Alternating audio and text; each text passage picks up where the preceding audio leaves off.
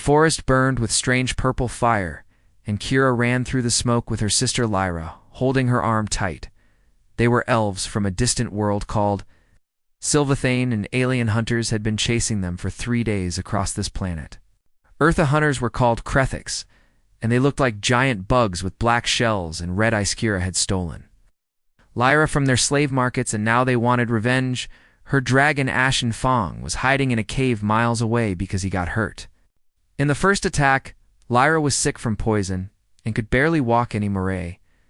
Ara knew they could not run much longer. The bug creatures were getting closer, and their clicking sounds filled the air. Then a loud bang echoed through the trees. One of the hunters fell dead, with its head blown. A part-human woman stood at the edge of the clearing, holding a smoking gun. Had dark hair and steady eyes that showed no fear. The woman fired again and again, killing 3 more hunters before they ran away. She walked over to Kira and Lyra with her gun still ready. Her name was Katie, and she lived nearby. She saw the poison wound on Lyra and knew they needed help fast. Katie led them to her cabin and took them to a basement that was safe and strong. She tried to clean the wound, but the poison was spreading through Lyra like black vein scara. Told her only medicine from the alien ships could save her sister. Katie asked about the dragon, and Kira said Ashen Fang was too hurt to fly. Katie made a decision. Right then she said they would attack the alien ship together and steal the medicine. Matira was shocked that this human would risk her life for strangers. Katie said she had a sister too and understood what it meant to protect family. She also said the aliens were hunting on her land, and that made it personal. They shook hands like warriors, and Katie promised to help them fight outside. The purple fires still burned, and the aliens were coming back with more hunters.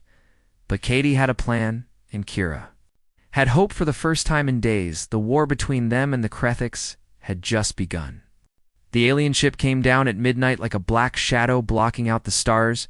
Katie watched through her rifle scope, counting 12 hunters moving through the trees. They were trying to surround her cabin, but they did not know it was empty. She had set traps everywhere using old guns and homemade bombs. Her sister Megan had come with medical supplies and was watching. Lyra, in a safe shelter. Kira was hiding in the barn with Ashen Fang, who was angry and ready to fight. Katie spoke into her radio, telling Kira the aliens were getting close. The dragon said the poison hurt, but his anger was stronger. Katie told him to wait for her signal. The lead hunter kicked open the cabin door and everything exploded. Fire and noise filled the night. As the traps went off, Katie started shooting, and the hunters scattered in panic. She was pushing them toward the barn where Kira waited. 3 hunters fell to her bullets before they could shoot back. The others fired back with glowing plasma guns. That burned. The Triscati kept moving, using the forest she knew so well to stay ahead of them.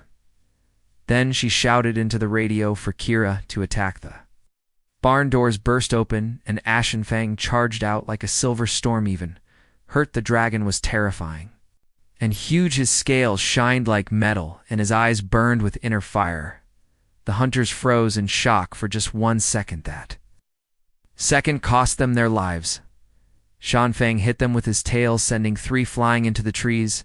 His jaws crushed another hunter like it was made of paper. Kira rode on his back, cutting down aliens with her glowing sword. Katie kept shooting, picking off the ones that tried to run away. The hunters were smart and started shooting at Ashen Fang.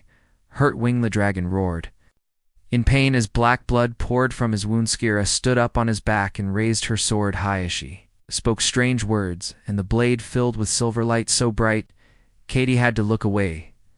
When she looked back, Kira swung the sword in a wave of pure energy cut through the remaining hunters. Their weapons exploded, and they all fell dead. Silence came over the forest. Katie walked over to check and found no survivors. She told Kira and Ashen Fang that was amazing. The dragon lowered his huge head and spoke in her mind, saying she had Korra Jekara translated that he approved of Ketibut. Ashen Fang was bleeding worse now from the new wounds. Katie said they needed to end this fast before everyone died. Kara agreed and said the alien ship was close by. Katie asked how many crew were on a ship like Thatka. Said maybe 20 warriors plus the captain and pilot. Katie knew those were bad odds, but they had no choice. Her sister Megan called on the radio, saying she had good news. Lyra had been teaching Megan about alien ship systems. The security was strong against computers, but weak against simple attacks. Katie looked at the ship plans. Megan showed her. She asked Kira if she could fly an alien ship carrier. Eyes went wide, understanding. The plan, Katie said, they would steal the ship, get the medicine, and stop them from calling for help. Passion Fang laughed in their minds, saying, Katie thought like a dragon. 20 minutes later, Katie and Kira moved through the dark forest like ghosts. They followed the energy trail from the ship. That Ashen Fang could sense the dragon flew high above them, ready to help when needed. They found the ship in a clearing 2 miles north.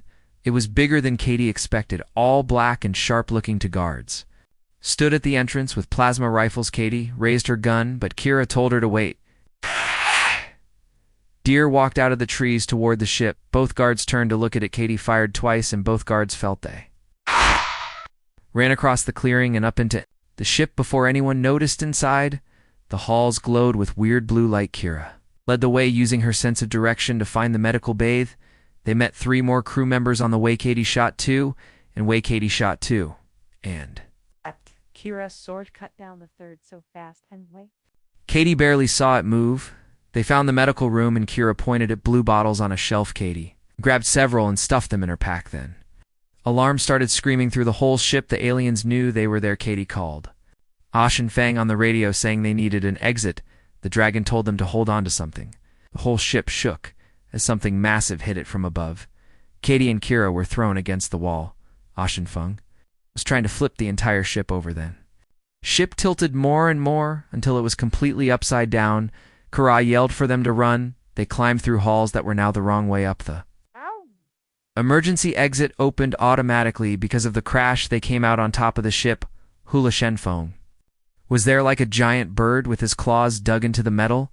His wings were spread and blood dripped from his wounds. He told them to climb on fast. Kira jumped on his back and pulled Katie up behind her.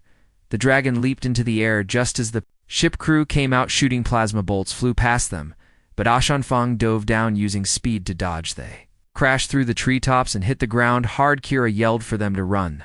They ran as fast as they could back to the shelter. Megan met them and grabbed the medicine bottles. She gave the blue liquid to Lyra right away. Katie helped Kira treat Ashen Fang wounds while they waited.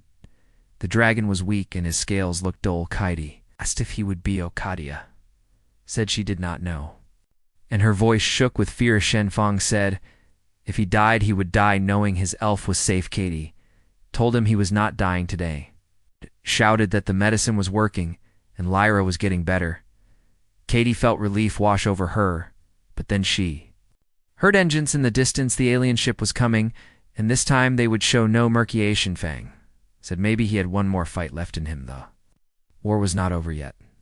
The alien ship came back at dawn, moving slowly over the forest. Katie watched it through her scope, knowing they were in serious trouble. This time the aliens were not taking chances. Megan came out of the shelter helping Lyra, who was weak but alive. She said they needed to run away. Kara agreed, saying they could not fight that big ship. Katie looked at Ashen Fang, who was still hurt but breathing better. She asked if he could fly dragon, said he could do many things, but flying might not work. Katie made a hard choice. She told Megan to take Lyra to the old mining tunnels under the ridge. Her sister knew which ones she meant. Megan started to argue, but Katie gave her a look that meant no talking back. Megan took Lyra and headed into the trees. Katie asked Kira what they should do. She said the Krethiks took slaves from many worlds. Katie asked why they did that. Kira said they sold people as slaves across the galaxy. That made Katie angry because she hated people who hurt others for money. She told Kira and Ashenfanger Plunkiera said it was crazy but also brilliant. The ship stopped right above them, and a voice boomed from speakers. It said to surrender or die quickly. Katie raised her rifle and shot at the ship. That was her answer. The ship weapons turned toward her, but Ashen Fang jumped up faster than anything that big should move. His jaws grabbed the ship landing leg and held on tight. Ship shook, trying to stay in the air with a dragon hanging from it. Alarms went off inside the ship. Katie ran and jumped, using the dragon body to reach the ship bottom. She grabbed an access panel and pulled herself up. Kira followed, moving like water. The ship defense guns turned toward the Ashen Fang. Neck bent back, and light built in his throat. Dragon fire came out. It was silver white, and so bright it hurt to look at. The fire melted the guns before they could shoot. Katie put a small bomb on a door panel. It exploded and they dropped inside. 2 crew members stood in the hall looking shocked. Katie shot them both. Kira landed next to her with sword ready. She said they needed to reach engineering. Ran through the halls, following the engine vibrations. More aliens tried to stop them. At every turn, Katie's rifle kept firing, and Kira's sword kept cutting. They both got hit by plasma bolts. Katie's shoulder burned with pain. Kira's leg got scorched, but she kept moving. They reached engineering and found 6 elite guards, waiting. These wore heavy armor and carried bigger weapons. Katie pulled out her last grenade. She threw it at the ceiling above the power core. The explosion broke. Coolant pipes, super cold gas filled the room, making everything freeze. Guards could not see in the sudden cold. Katie and Kira charged through the fog. They fought up close, brutal and desperate. When the fog cleared, all 6 guards were dead. Katie's gun was Kira walked to the power core and stabbed her sword into its sea. Spoke magic words and silver light burst from the blade. The core started making a high screaming sound. Kira said they had 30 seconds to run. They ran back the way they came. The ship was shaking and lights were flashing red behind them. The core scream got louder. They burst out onto the hull. Shan Feng was still holding the landing. Laki told them to jump. Katie did not think she just jumped with Kira beside her. They fell through the air then. Shan Feng let go and dove after them. They landed on his back hard though. Dragon spread his wings to slow them down. They crashed through trees, breaking branches. Finally, they hit the ground, rolling above them. The ship hit the mountain and exploded. Fire lit up the whole sky. Katie lay on her back looking at the burning wreck. She asked if they want. Shenfang said they were alive, and that was close enough. They limped to the mining tunnels. Megan and Lyra were there waiting. Lyra hugged Kira, crying with relief. Katie's sister asked if it was over. Katie looked at the fire and said no, it was just starting, but they were alive and that was enough for now. Morning brought soldiers and helicopters to the crash site. Katie stood watching as military people swarmed the area. Sister said this would be hard to explain. A woman in Air Force uniform walked up with armed guards. She said her name was Colonel Price. She asked Katie to come with her. Katie asked if she was under arrest. Price said that depended on what Katie told her. They drove to a secret building far away. Inside, Price showed Katie satellite photos of everything: the dragon attacking the ship, Katie and Kira fighting on the whole silver fire lighting up the night. Price asked Katie to explain what she was seeing. Katie knew lying would not work. She told the whole truth about the Krethix hunters, about Kira and Lyra escaping from slave markets, about Ash and Fang and the battles they fought. She said Earth had just learned about aliens that sold people as slaves. Price listened to everything. When Katie finished, there was long silence. Price said she almost could not believe it. Katie said it was all true. Another man came in wearing a suit. His name was Phillips, and he worked for the CIA. They brought Kira into the room. Phillips said their story sounded like bad science fiction. Kira got angry, but Katie stopped her from doing anything.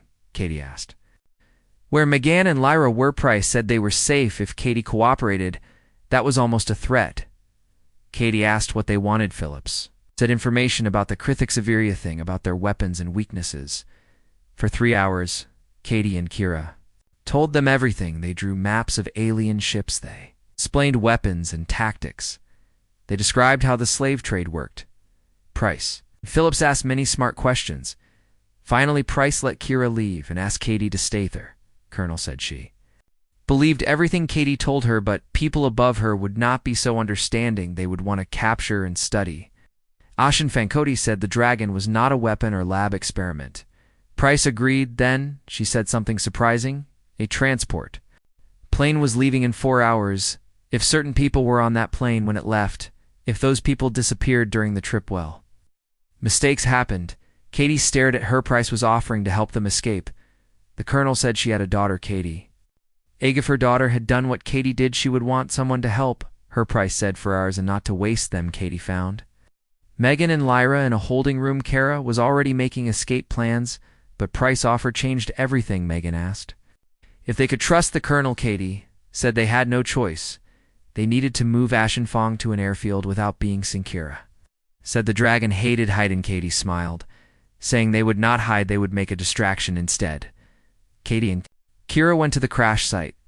They used alien technology to fake energy signals that drew away half the security forces. Meanwhile, Megan and Lyra led Ashenfong through the forest to the airfield. The dragon complained about being led around, but he agreed.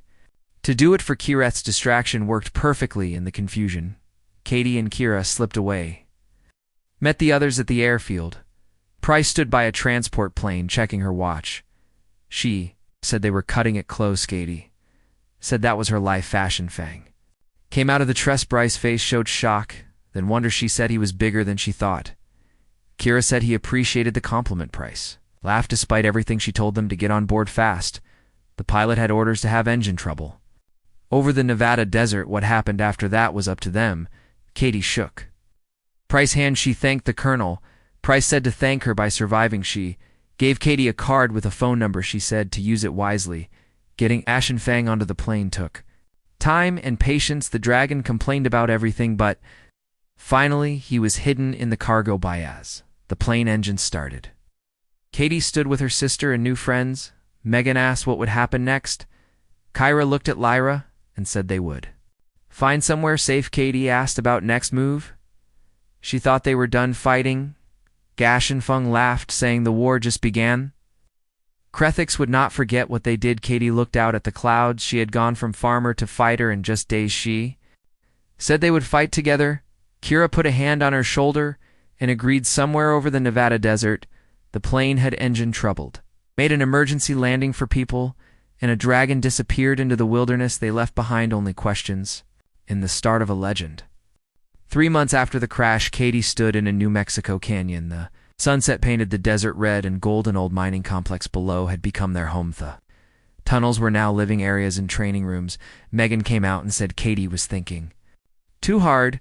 She handed Katie a tablet with a new message. It was the 5th one that week someone saw Krethix taking people in Seattle.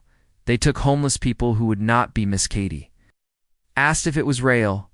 Megan said Lyra checked it, and it matched alien patterns. Katie looked at the canyon. Ashenfang lay in the sun, his scales shining like silver. He had healed completely near him. Kira practiced with her sword, moving fast and deadly. In 3 months, the elf learned English and Earth customs. She had become like a sister to Katikati. Said they could not save everyone. Megan said they could save someone. That was what Katie had told her the first night. Katie smiled because her sister was right. She told Megan to call the others. They gathered in the main hall. Katie had started calling them the pack. They had grown from 5 people to almost 20. There was Marcus, a former Marine, who set up security. His sister Vanessa ran medical care. 2 computer experts named Claire and Jordan tracked alien activities, had come looking for help or wanting to fight people who lost family to the Krethix, people who saw things they could not explain, people who wanted to matter. Katie stood before them holding the tablet. She said the Krethix were getting bolder.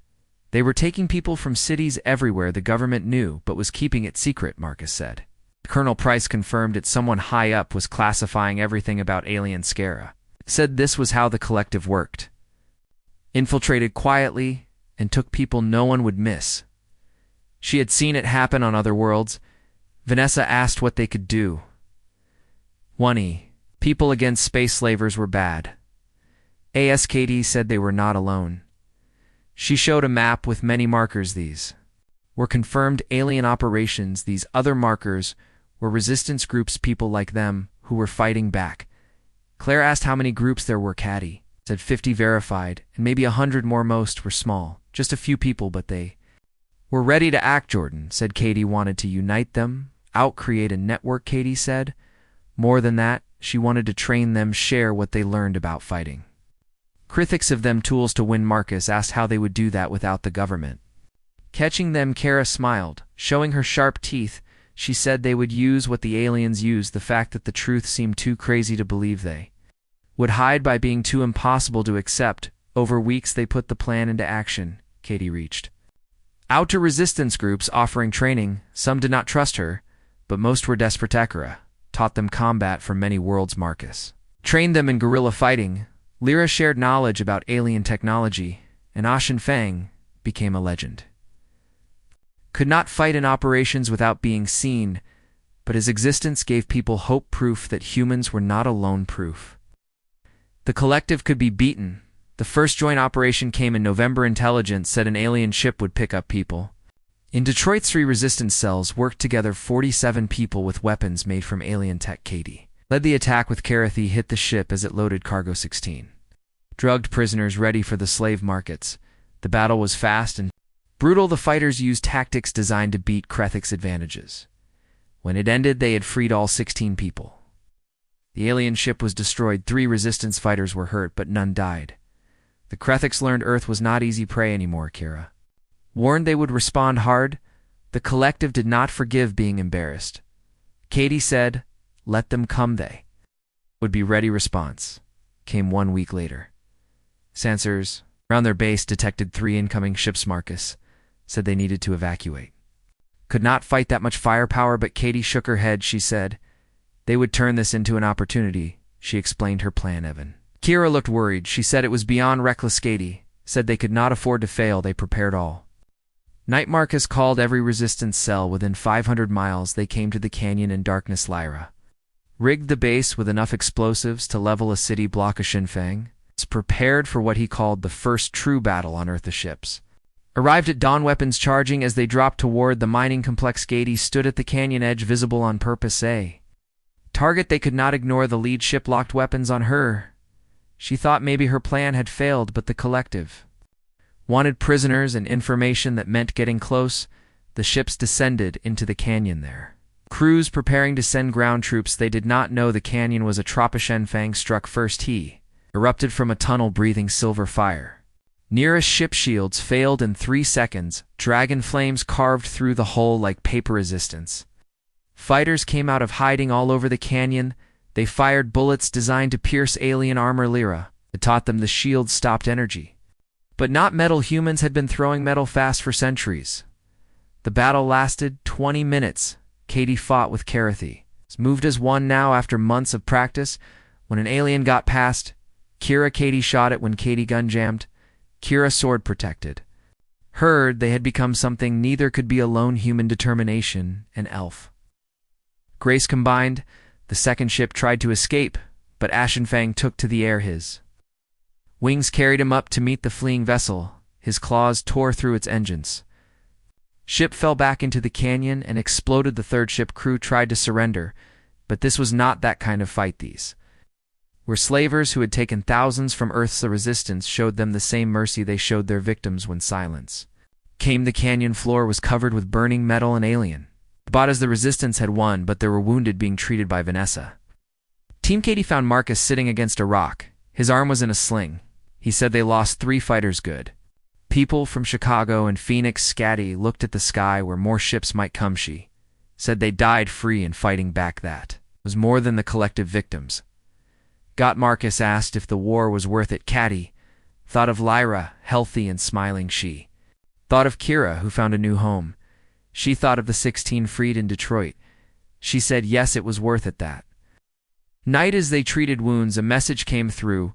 It was from Colonel Presit. Said, "Congratulations, you got their attention now." What? Katie looked around at the fighters, at her sister, saving a wounded man, at Kira and Lyra standing together like family, at Ashenfang, the dragon who fought slavers across the stars.